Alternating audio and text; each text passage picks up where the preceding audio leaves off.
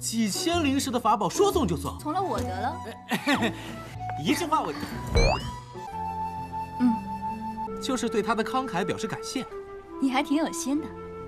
哎，你看看，那我为什么幻化不出水灵儿？知道不？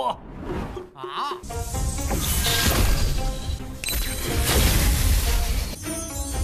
别侧脸了，来玩啊！嘚瑟。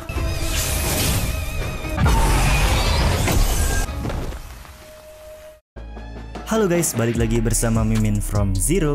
Di video kali ini Mimin bakalan kembali melanjutkan alur cerita Donghua berjudul King of Casual Cultivator episode ke-9 ya.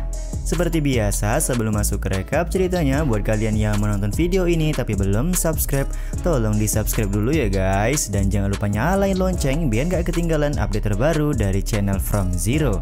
Playlist untuk Donghua ini juga udah tersedia bagi kalian-kalian yang baru aja bergabung dan belum nonton episode sebelumnya ya. Ya udah deh, gak usah berlama-lama lagi, langsung saja kita ke rekap ceritanya guys.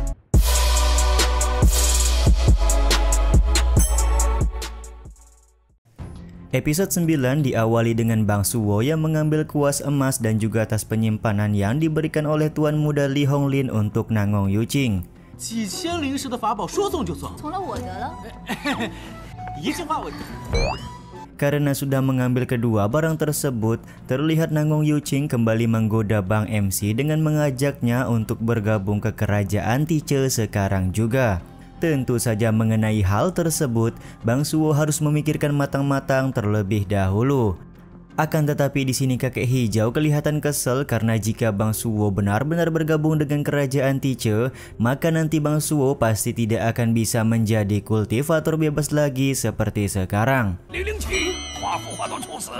Berkat hasutan dari kakek hijau, Bang Suwo langsung meyakinkan Nangong Yuqing kalau dia sama sekali tidak tertarik untuk bergabung ke kerajaan Tice. Sementara itu, pelayan yang mengantarkan kedua barang milik Tuan Muda Li Honglin berkata kalau Tuan Muda Li juga menyampaikan pesan untuk Nangong Yuqing.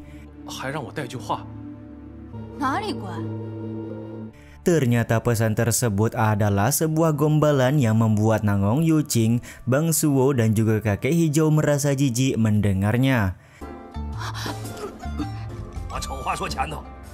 Di saat yang sama, kakek hijau juga terus masih mengomel kepada Bang Suwo karena dia menggunakan cara licik untuk mendapatkan kuas emas dan tas penyimpanan dari tangan Tuan Muda Li.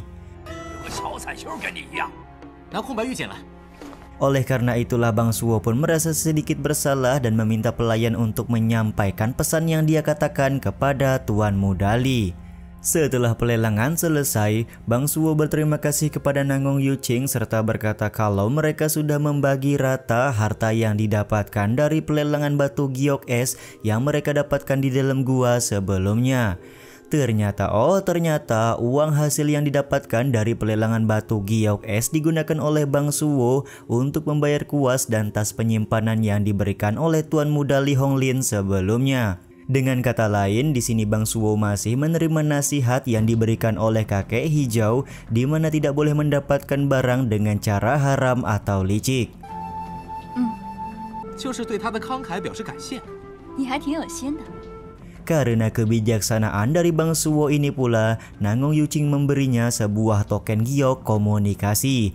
Jika token giok komunikasi tersebut bersinar, maka pada saat itulah Nangong Yuqing ingin bertemu dengan Bang Suwo.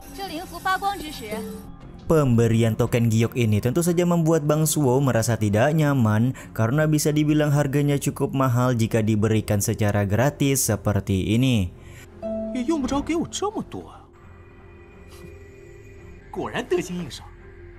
Singkat cerita, Bang Suwo sudah kembali ke rumah dan mulai menggambar jimat bola api menggunakan kuas emas yang didapatkan sebelumnya. Pujian juga diberikan oleh Bang MC kita ini karena kuas emas mampu membuat jimat yang dia tulis menjadi lebih sempurna. Karena sudah berhasil mendapatkan kuas emas yang begitu berharga, Bang Suwo terlihat merayu kakek hijau untuk mengajarinya membuat jimat lain selain jenis jimat bola api.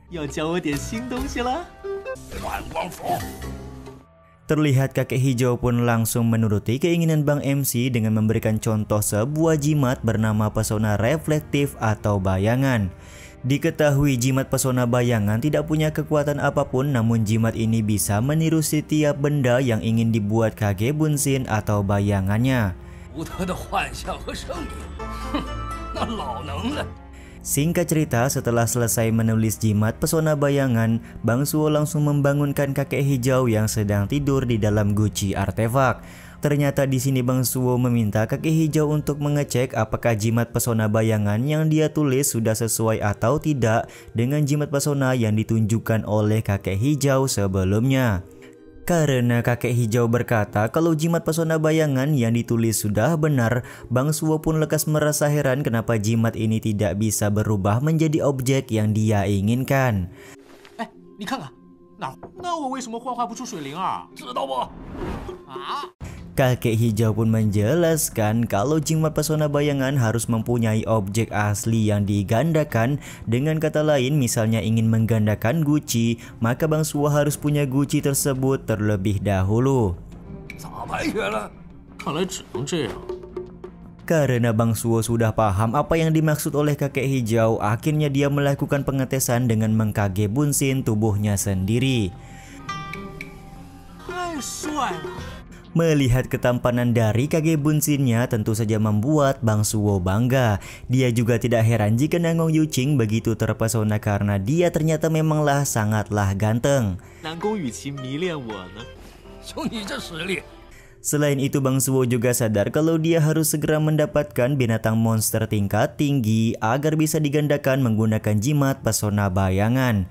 Kakek hijau pun sangat setuju dengan ide dari Bang Suo, akan tetapi tentu saja semua itu tergantung pada kemampuan Bang Suo dalam menaklukkan binatang monster tingkat tinggi tersebut. Karena Bang Suo sudah berpengalaman mencari monster, dia pun cukup optimis bisa mendapatkan monster tingkat tinggi. 等着你拿着幻光符凝形。 反其道而行之。今儿买点什么呀？ Beberapa saat kemudian, Bang Suo pergi ke pavilion harta untuk mencari perlengkapan karena dia akan pergi ke pegunungan 1000 ular. Si bapak penjaga pavilion pun menawarkan beberapa paket untuk berburu binatang monster kepada Bang Suo. Akan tetapi dia sangat kaget ketika mengetahui Bang Suo akan pergi ke pegunungan 1000 ular sendirian saja. Bapak ini juga menyarankan agar Bang Suo membatalkan niatnya tersebut karena pegunungan 1000 ular sangatlah berbahaya. Jika nantinya terjadi sesuatu yang tidak diinginkan, maka tidak akan ada yang bisa menolong Bang Suo jika dia pergi sendirian ke pegunungan tersebut. 终极狩猎礼包套餐吧，作为你的资深合作方，都得掂量掂量。 Ternyata si bapak peduli dengan keselamatan Bang Suo karena dia akan kehilangan pelanggan jika Bang Suo tidak berhasil keluar dengan selamat dari pegunungan 1000 ular. 多给我几张风遁符。 Meskipun sudah mendapatkan peringatan, Bang Suo tetap ngotot ingin pergi ke pegunungan tersebut dan meminta si bapak pemilik pavilion untuk menyediakan beberapa jimat angin untuk persiapan. 这么近，鸟都让蛇吃光了，当然。 Singkat cerita, Bang Suo sudah berada di pegunungan 1000 ular dan dia sama sekali tidak ada mendengar kicauan burung, padahal hutan di tempat ini sangatlah rimbun. Kakek hijau pun berkata kalau semua burung di hutan ini sudah dimakan oleh ribuan ular penghuni hutan. Bang Suo pun baru menyadari kalau betapa mengerikannya pegunungan 1000 ular dan dia pun menyalahkan kakek hijau yang menyarankan untuk pergi ke tempat ini. Akan tetapi kakek hijau menjelaskan jika Bang Suo ingin menjadi lebih kuat dan mendapatkan binatang monster tingkat tinggi, maka dia memang harus datang ke tempat seperti ini. Jika nanti malah pergi ke tempat ecek-ecek, maka perkembangan dari Bang Suo akan semakin lambat. 还不是你想要提升快点。 Sementara itu di sekitaran Bang Suo sudah ada beberapa jenis monster ular kecil yang berusaha menyerang. Beruntungnya Bang Suo sudah bersiap dengan beberapa jimat yang dia beli dari pavilion harta. Perburuan monster-monster di dalam pegunungan 1000 ular pun akhirnya dimulai.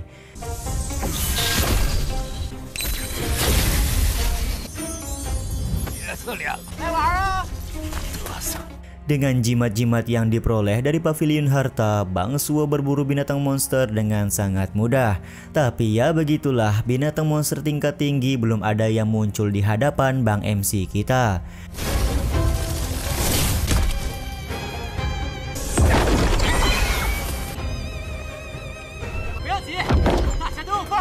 Pucuk dicinta ulang pun tiba. Ketika Bang Suwo sedang sibuk mengejar binatang monster kecil, dia dikejutkan dengan kedatangan binatang monster ular tingkat 4.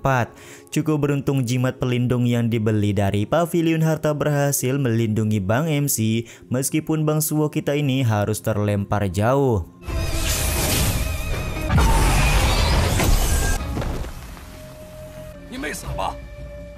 Kakek hijau pun langsung bertanya apakah kondisi dari Bang Suwo baik-baik saja. Syukurnya di sini Bang Suwo baik-baik saja dan langsung mempertanyakan dari mana datangnya binatang monster ular tersebut. Kakek hijau pun menjelaskan kalau binatang monster itu adalah monster tingkat 4 bernama ular bertanduk 5. Kemunculan dari ular bertanduk 5 ini juga sekaligus menutup episode 9 kali ini ya guys. Ya udah deh, sampai di sini dulu aja video kali ini. Mohon maaf jika masih banyak kekurangan dan kesalahan dalam penyampaian kata-kata ya. Terima kasih untuk kalian yang udah pada nonton dan jangan lupa subscribe serta nyalain loncengnya ya guys. Mimin selaku penulis narasi, tukang voice over dan tukang edit video pamit undur diri. Salam hangat, see you in the next video. Bye bye guys, see you next week.